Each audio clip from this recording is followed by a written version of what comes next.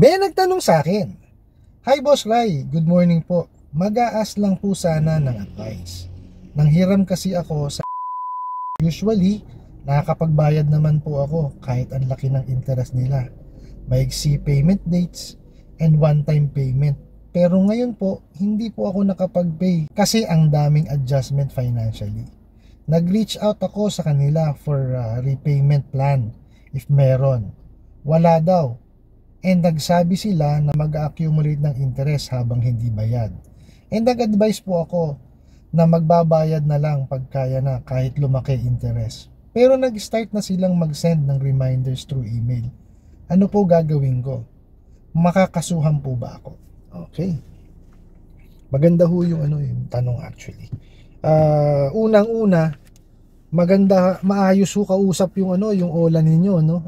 Kasi sinabi sa inyo yung magiging consequence pagka hindi kayo nakabayad agad, no?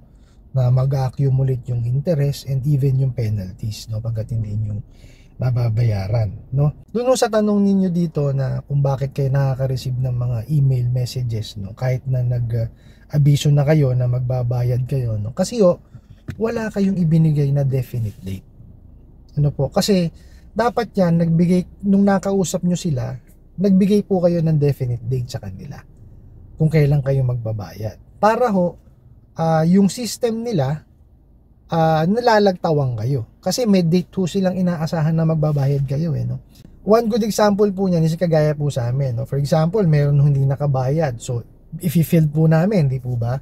So, pagpunta namin dun sa bahay, mag-uusap po kami, no? So, pagka nangako siya, nagbigay siya ng date kung kailan siya magbabayad, ililista na ho namin yun. So, aantayin ho namin yung date na yun kung kailan siya nangako. So, pagka nagbayad siya, well and good. Pag hindi ho siya nakabayad, the following day po, tsaka po namin siya pupuntahan. So, it works din ho sana ganun, ideally sa kanila, na pag nagbigay kayo ng date, malalagtawan kayo ng mga messages tsaka yung tawag nila. Kasi nakapagbigay na kayo ng specific date, no? Para kayo ay magbayad, no? So, ang gawin nyo po is, pag-isipan nyo hong maigi kung kailan kayo makakapagbayad, no? Kung kailan kayo may aasahang pera, no? Tapos, tawagan nyo sila. Ano po? Makipag-bargain kayo kung kaya nyo i-bargain yung bawasan yung babayaran ninyo. Kumbaga, maglagay man ng interest, konti na lang, no? Makipag-usap po kayo ng maayos. Tapos, tapos magbigay kayo ng date. Ano po? Tapos, abisuhan nyo rin sila na sana wag muna kayo makareceive ng ng mga messages kasi nga nagbigay na kayo ng date and tutuparin nyo naman. Kausapin nyo po sila, at tapos pagka nagawa nyo na po yun, tuparin nyo po kung kailan kayo nangako magbayad, bayaran nyo, no? Tapos po pagka nabayaran nyo na, wag na ho kayong mangutang sa kanila. Ano po? Kagaya ho ng lagi kong sinasabi, no?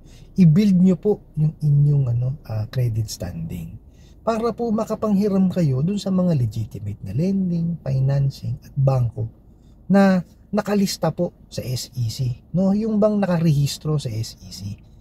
Yun po ang i-aim ninyo, no? Kasi pagka sa OLA kayo sa OLA nangutang, biruin nyo sa maliit na halaga ho na yan, kagaya yung sinabi nyo, one-time payment, di mabigat, no? Unlike ho dun sa mga lending, financing at bangko, may term ho kayo sinusunod. Tsaka kung mangungutang ho kayo, dapat pasok ho dun sa inyong disposable income. At least, kaya nyo siyang bayaran. Kasi yung disposable income, kumbaga kahit saan po pwede nyong gastusin yan, di po ba? Hindi kayo mahihirapang bayaran. Di ba? So for example, kagaya ho nung nakaraang video, sinabi ko, kung meron kayong 1,000 pesos na disposable income, dapat ang amortization nyo, pasok dun sa 1,000 pesos. Hindi kayo mahihirapan. Di po ba? Unlike pagka kasi sa OLA kayo nang hiram, andun na tayo, kagaya nung sinabi nyo kanina, good payer ho kayo sa nababayaran nyo. So, lumalaki ngayon yung limit nyo sa kanila. Kaya lang one-time payment Kakayanin nyo po ba yun? Paano kung pinautang na kayo ng 10,000 niya? Madadagdagan pa ng interest. Kung ang disposable income nyo lang po is 1,000, paano nyo babayaran nyo 10,000 plus yung interest? O di po ba? Unlike ko pagka sa legitimate lending, financing at bangko, naka-amortize po yan. Depende dun sa term. Di po ba? I-discuss ho sa inyo yan. According ho sa the Truth in Lending Act, no? I-discuss sa inyo amortization nyo, interest, kung gaano kahaba yung termino, processing fee, lahat po. At tatanungin kayo kung tatanggapin nyo o hindi yung utang. No? Unlike ho sa OLA, nag-uusap pa lang ho kayo, may pumasok ng pera dun sa ano nyo, sa e-wallet nyo. Tama po ba yun? So, paano nyo ngayon pangangatawanan yung obligasyon na pinasok nyo kung gano'n? Di po ba? Isa pa pong kagandahan sa mga lending, financing at bangko, no, sumusunod din ho sila dun sa sa prohibition on unfair debt collection practices. No, hindi ho sila nang haharas. No, tumatawag ho sila dun sa pinaka-convenienteng oras. No? Unlike ho yung mga OLA, biruin nyo, gabing-gabi tatawag. Kasi according ho dun sa sa prohibition on unfair debt collection practices, ang pagtawag o ang pagbisita sa bahay or ang paniningil is dapat within the time frame lang po ng, kumbaga, wag ho lalagpas ng 10 o'clock ng gabi at hindi bago mag alas 6 ng umaga. Yung mga OLA ho, biruin nyo, 11 o'clock, 10:30. Grabe ho Nasa kasalukuyan kayong pagpapahinga ninyo. Di ba?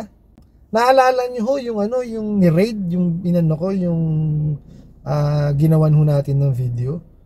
Gabi ho sila, nakita mo, nakita niyo ho doon, ang dami nilang mga agent, gabi na. So, ibig sabihin, tumatawag sila ng gabi. Tama ho ba yun? Di ba?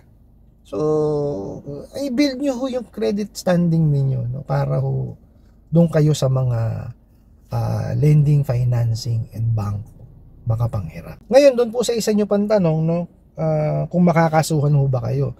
Kung ibabase ko po dito sa tanong ninyo, no, kasi kinausap kayo ng maayos. Sinabi sa inyo na pag hindi kayo nakakabayad pa, madadagdagan pa yung inyong utang, no, at hindi naman kayo hinaras, no. Maaari po silang magsampa ng kaso. Kasi yung iba kasing mga OLA, kaya hindi nang sasampa ng kaso yan.